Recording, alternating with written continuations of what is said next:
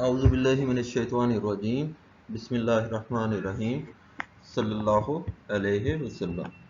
हम विटामिन के डिस्कस कर रहे हैं और विटामिन के में अभी तक हमने इसके सोर्सेस, इसके विटामिन्स और इसका प्रिंसिपल फंक्शन, और उस प्रिंसिपल फंक्शन में हमने एमजीपी प्रोटीन डिस्कस किए।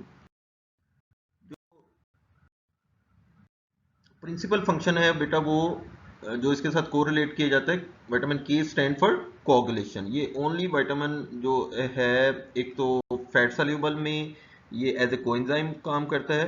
दूसरा जो हिस्ट्री में जो के लेटर है वो जर्मन जो कोगुलेशन है वो के से स्टार्ट होती है, ठीक है। तो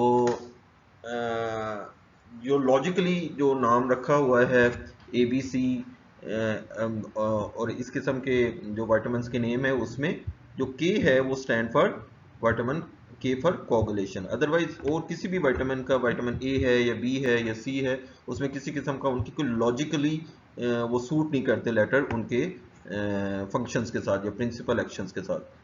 तो विटामिन के का इस लेक्चर में हम रोल डिफाइन करते हैं, और विटामिन का जो प्रिंसिपल रोल है वो प्रोएक्टिव क्लॉटिंग फैक्टर्स को एक्टिव क्लॉटिंग फैक्टर्स में कन्वर्ट करना है, या जाइमोजिन क्लॉटिंग फैक्टर्स को जो है एक्टिव क्लॉटिंग फैक्टर्स में कन्वर्ट करना है। ये कौन से क्लॉटिंग फैक्टर्स हैं? ऑलमोस्ट 13 क्लॉटिंग फैक्टर्स होते हैं, तो उसमें जो 4 क्लॉटिंग फैक्टर्स हैं उनको हम विटामिन के डिपेंडेंट क्लॉटिंग फैक्टर्स भी कहते हैं, या फिर ये जो है एक्सट्रिंसिक पैथवे के क्लॉटिंग फैक्टर्स हैं। बेसिकली जब ये क्लॉटिंग फैक्टर्स लिवर से सिंथेसाइज होते हैं या लिवर इनको प्रोड्यूस करता है तो ये प्रोएक्टिव फॉर्म में होते हैं, और कहीं अगर इन क्लॉटिंग फैक्टर्स की ज़रूरत पड़ती है, यानी कि ब्लड को कोगुलेट करने की ज़रूरत पड़ती है, तो पहले इन्हें एक्टिव फॉर्म में कन्वर्ट करना पड़ता है। ये जो एक्टिवेशन है वो विटामिन के डिपेंडेंट कार्बोक्सिलेज जब इनके साथ इंटरेक्ट करता है तो वो इनको एक्टिव फॉर्म में कन्वर्ट कर देता है।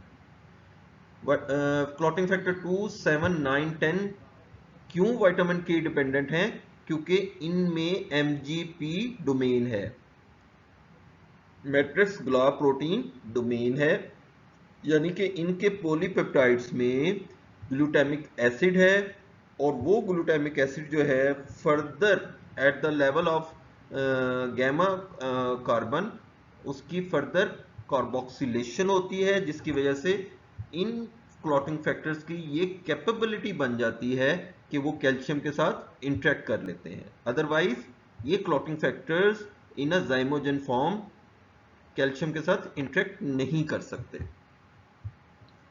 तो इन क्लॉटिंग फैक्टर्स को किस तरीके से विटामिन के जो है वो एक्टिव फॉर्म में कन्वर्ट करता है, ये सिंपली जो है इसको लिपनकॉर्ट और हार्पर दोनों ने एलैबोरेट किया है।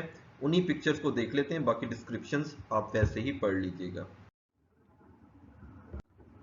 ओके, विटामिन के डिपेंडेंट क्लॉटिंग फैक्टर जैसे कि अभी हम बार बार डिस्कस कर चुके हैं, 2, 7, 9, 10। ये विटामिन के डिपेंडेंट क्यों है? क्योंकि इनमें एमजीपी डोमेन है। एमजीपी डोमेन क्या है ये भी हम डिस्कस कर चुके हैं। ये फैक्टर्स हम बार बार यही डिस्कस कर रहे हैं कि जैसे स्क्रीट होंगे, सिंथेसाइज होते हैं बॉडी से, ये प्रोएक्टिव फॉर्म में होते हैं और इनको एक्टिवेट करना पड़ता है, और एक्टिवेशन के लिए या तो कोई ना कोई ग्रुप निकालना है या कोई ना कोई ग्रुप ऐड करना है। तो इनमें जब तक until unless carbon dioxide add नहीं होती, इन फैक्टर्स की एमजीपी डोमेन में ग्लूटामेट वहाँ होता है, वहाँ कार्बन डाइऑक्साइड ऐड नहीं होगी, तो उस वक्त तक ये एक्टिवेट नहीं होंगे, और एक्टिवेशन हमें इंस्टेंटली चाहिए होती है। कार्बोक्सिलेज जो कि इसमें कार्बन डाइऑक्साइड ऐड करता है वो इटसेल्फ डिपेंडेंट होता है विटामिन के ऊपर।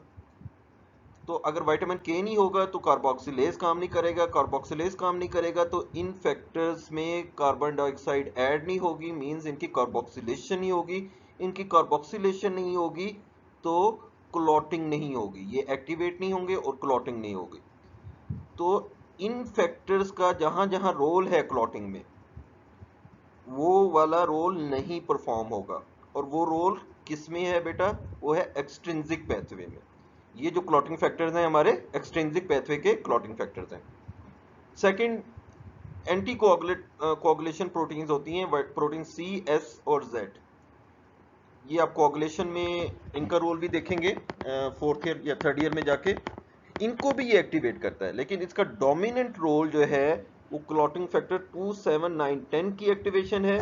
और ये जो इतना डोमिनेंट रोल नहीं है, लेकिन आप कोआगुलेशन की स्टडीज जब करेंगे तो ये बहुत बड़ी स्टडी है, तो उसमें आप ये चीज़ ऑब्जर्व करेंगे कि जहाँ एक कोआगुलेशन कैस्केड को एक्टिवेट किया जाता है, वहीं at the same time anti coagulant का भी रोल जो है वो एक्टिवेट कर दिया जाता है, ताकि बैलेंस रहे, प्रिसाइज काम होता रहे।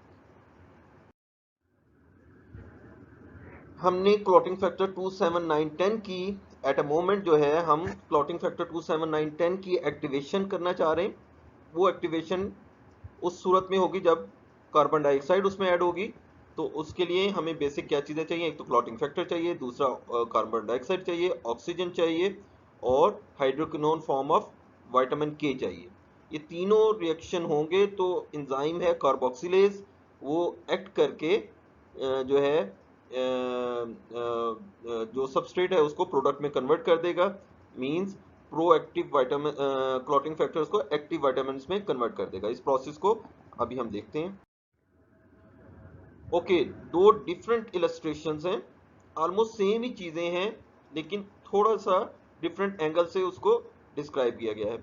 लिपनकॉर्ट में ये डिस्क्रिप्शन है और हार्पर में ये डिस्क्रिप्शन है। हम बार बार बात कर रहे हैं proteins are made up of peptides, और पेप्टाइड्स जो हैं वो अमाइनो एसिड्स। अमाइनो एसिड्स में सपोज क्लॉटिंग फैक्टर 2, 7, 9, 10 की ये एक पेप्टाइड चेन है, इसमें एमजीपी डोमेन है। ये एमजीपी डोमेन में ग्लूटामेट हम जैसे पढ़ चुके हैं, अल्फा बीटा गैमा। गैमा के ऊपर एक कार्बोक्सिलिक ग्रुप या एक माइनस ग्रुप अटैच है। इसको हमने कन्वर्ट करना है एक्टिव फॉर्म में। ये वाला जो फॉर्म है क्लॉटिंग फैक्टर्स की, ये प्रोएक्टिव है। इसको एक्टिवेट करना है तो हमें एक गैमा कार्बन के ऊपर, gamma carbon of glutamate, gamma carbon of glutamate के ऊपर फर्दर कार्बन डाइऑक्साइड या कार्बोक्सिल ग्रुप ऐड करना पड़ेगा। ये एडिशन कार्बोक्सिलेज एंजाइम है जिसमें कार्बन डाइऑक्साइड इसको ऐड कर दी जाती है। और विटामिन के का इसमें बहुत इंपॉर्टेंट रोल है, क्योंकि विटामिन के बगैर ये कार्बोक्सिलेशन हो नहीं सकती। और जब ये कार्बोक्सिलेशन हो जाती है तो हम इसको कहते हैं गैमा कार्बोक्सी ग्लूटामेट रेजिड्यू। ठीक है, गैमा कार्बोक्सिलेशन बेसिकली इसको कहते हैं। लिपनकॉर्ट में इस तरीके से डिस्क्राइब किया गया, सिंपली डिस्क्राइब किया गया। हार्पर में क्या है बेटा? यही जो प्रोसेस है, ये वाला जो प्रोसेस है वो यहाँ डिस्क्राइब किया गया है इस पोर्शन में। ये ग्लूटामेट रेजिड्यू है, कोई भी क्लॉटिंग फैक्टर 2, 7, 9, 10 है। With the help of vitamin के इसको गामा कार्बोक्सिलेशन कर दी जाती है। और फर्दर दो स्टेप्स इन्होंने इधर बता दिए जिसकी डिस्क्रिप्शन नहीं दी, कि फर्स्ट स्टेप में कार्बन एनोइन बनेगा और दूसरे स्टेप में कार्बन डाइऑक्साइड यहाँ ऐड हो जाएगी। यहाँ जो एक एक्स्ट्रा प्रोसेस जो यहाँ सिंपल एक वर्ड में लिपनकॉर्ट ने बता दिया है, वो हार्पर ने फर्दर 4 स्टेप्स जो है यहाँ एलेबोरेट किए हैं, जिसकी डिस्क्रिप्शन भी है। और इसको विटामिन के साइकिल कहते हैं, बेसिकली विटामिन के साइकिल कहते हैं।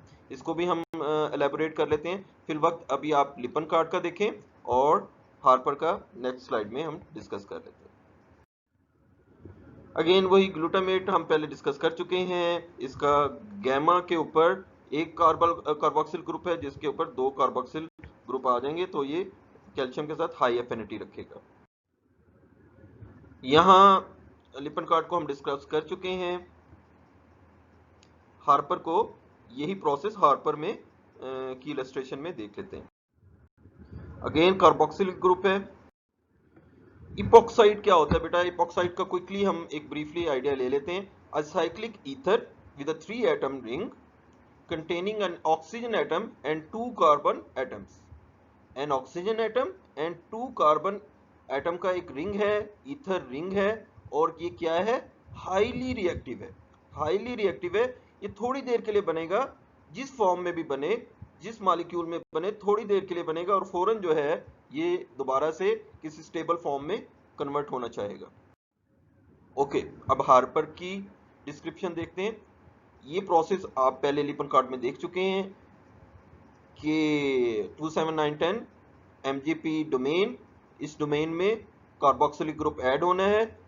पहले ऑक्सीजन वो ऐड करके एनाइन बना रहा है और फिर बाद में यहाँ कार्बन डाइऑक्साइड ऐड करके ग्लूटामेट रेजिड्यू बना रहा है। यहाँ ये प्रोसेस देखना है हमने। ये कार्बोक्सिलेज जो एंजाइम है, इसको एक्टिवेट करने के लिए, एज ए कोएंजाइम एक्ट करने के लिए विटामिन के की हाइड्रोक्विनोन फॉर्म में मेटाबोलाइट चाहिए होता है और सेल के अंदर विटामिन के हाइड्रोक्विनोन फॉर्म में ही होता है। हाइड्रोक्विनोन फॉर्म रिड्यूस फॉर्म है। इपॉक्साइडेज एंजाइम इसको इपॉक्साइडेज विटामिन के इपॉक्साइड में कन्वर्ट कर देता है। यहाँ फर्दर अब दूसरा दफा जो क्लॉटिंग फैक्टर्स को एक्टिव क्लॉटिंग फैक्टर्स में कन्वर्ट करने के लिए हमें फिर से हाइड्रोक्विनोन फॉर्म की जरूरत पड़ती है। इपॉक्साइड फॉर्म ये प्रोसेस नहीं चला सकती, ठीक है। तो बेसिकली इस विटामिन के की इपॉक्साइड फॉर्म को दोबारा से हाइड्रोक्विनोन फॉर्म में कन्वर्ट करना पड़ेगा। यहाँ अगेन एक एंजाइम है इपॉक्साइड रिडक्टेज, ये विटामिन के क्विनोन फॉर्म में कन्वर्ट करेगा और क्विनोन फॉर्म जो है हाइड्रोक्विनोन फॉर्म में कन्वर्ट होगी बाय टू प्रोसेसेस। ये दो प्रोसेसेस या दो पैथवेज बहुत इंपॉर्टेंट हैं, इसको हम जाके इसके क्लिनिकल एस्पेक्ट्स में देखेंगे। यहाँ सिंपल आप ये याद रखें, विटामिन के का क्विनोन फॉर्म हाइड्रोक्विनोन फॉर्म में कन्वर्ट होने के लिए दो एंजाइम्स को यूज कर सकता है, जिसमें मेजर एंजाइम जो है विटामिन के क्विनोन रिडक्टेज है। ये quinone reductase most of time ये पैथवे को फॉलो करते हुए हाइड्रोक्विनोन में जा सकता है, जबकि एक और एंजाइम भी है क्विनोन रिडक्टेज। अगर ये पैथवे अवेलेबल नहीं है या ब्लॉक हो गया है, जो कि वारफरिन इसको ब्लॉक कर देती है और हाइड्रोक्विनोन फॉर्म में कन्वर्ट नहीं होने देती, हाइड्रोक्विनोन फॉर्म नहीं होगी तो जो प्रोएक्टिव हमारा क्लॉटिंग फैक्टर है वो एक्टिव क्लॉटिंग फैक्टर में नहीं कन्वर्ट होगा, एक्टिव क्लॉटिंग फैक्टर्स नहीं होगा तो कोगुलेशन नहीं होगी। और इसी तरीके से इसी मैकेनिज्म ऑफ एक्शन से वारफरिन जो है वो कोगुलेशन नहीं होने देती। बड़ी स्ट्रॉन्ग एंटी कोगुलेंट है, इसका हम रोल जो है नेक्स्ट लेक्चर में डिस्कस करेंगे। एनीवेज अभी आप सिंपल क्यू साइकिल के ऊपर फोकस करें। क्यू साइकिल इंपॉर्टेंट है, क्यों इंपॉर्टेंट है? क्योंकि विटामिन के जो है वो इंपॉर्टेंट है कार्बोक्सिलेशन के लिए। विटामिन के की कौन सी फॉर्म इंपॉर्टेंट है? हाइड्रोक्विनोन। ये हाइड्रोक्विनोन फॉर्म जो है एक दफा कार्बोक्सिलेशन करेगी तो इपॉक्साइड फॉर्म में कन्वर्ट हो जाएगी। इपॉक्साइड फॉर्म जो है उसको दोबारा से हाइड्रोक्विनोन फॉर्म में कन्वर्ट करने के लिए पहले क्विनोन फॉर्म और फिर दोबारा से हाइड्रोक्विनोन, दैट इज द के साइकिल, विटामिन के साइकिल। यहाँ थोड़ी सी एक और बात इलेबोरेट करते जाएं कि कार्बोक्सिलेशन एंड इपॉक्सीडेशन। यहाँ ये देखें कार्बोक्सिलेशन, ये कार्बोक्सिलेशन हो रही है और ये इपॉक्सीडेशन हो रही है। ये दोनों समल्टेनियसली एक ही रिएक्शन में हो जाते हैं, ठीक है, एक ही रिएक्शन में हो जाते हैं। ये के साइकिल की डिस्क्रिप्शन है जो कि अभी हमने प्रीवियस स्लाइड में डिस्कस कर ली है। आप बेशक इसको पास करके नोट डाउन करना हो नोट डाउन कर लें, अदरवाइज सिंपल वो साइकिल आप बना दें जो कि हार्पर में दिया हुआ है। विटामिन के का साइकिल अगर कोई पूछे तो सिंपल वो 4 स्टेप्स जो है आप उसको वैसे ही बता दें। इस लेक्चर में हमने विटामिन के की जो कि बजाते खुद ये काफ़ी जो इसका मेन प्रिंसिपल फंक्शन है कि मींस फॉर द कोगुलेशन, उस कोगुलेशन के प्रोसेस को डिस्कस किया है। बेसिकली कोगुलेशन के प्रोसेस को हम नेक्स्ट लेक्चर में डिस्कस करेंगे। ये कोगुलेशन की बेसलाइन जो क्लॉटिंग फैक्टर्स हैं उनकी एक्टिवेशन को डिस्कस किया है और इस डिस्कशन में हार्पर और लिपन कार्ड की जो पिक्चर्स हैं उसको हमने एलैबोरेट किया है।